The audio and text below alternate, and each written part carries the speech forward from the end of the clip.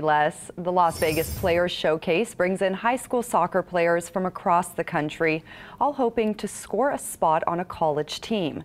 But for one group from Hawaii, this weekend hasn't gone as planned. Their games today got rained out, and now they're hoping that this whole trip to the 9th Island won't be a wash.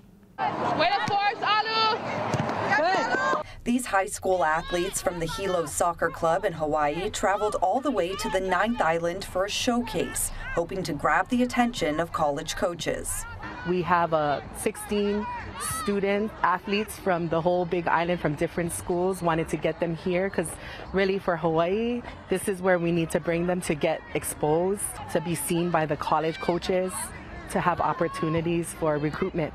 On Friday, they played their first game of the Las Vegas Players Showcase at Heritage Park in Henderson. We had a good turnout on Friday. We had about 19 college coaches came by, actively recruiting. They were back Saturday morning, ready to show off their skills, only to find out that the 2 games were canceled. The city of Henderson says all fields at Heritage Park were deemed unplayable on Saturday due to weather conditions and flooding. At Heritage Park, too, you're talking 15 fields.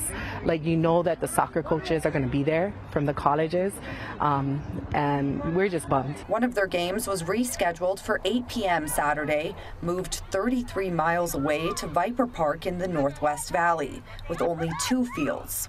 I do believe it's going to affect our girls. I don't think they're going to be seen too much tonight.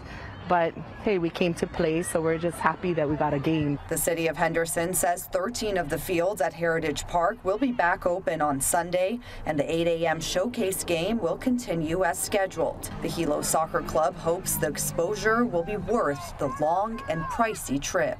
9 seniors on our team that are still not committed, and a lot of young ones too.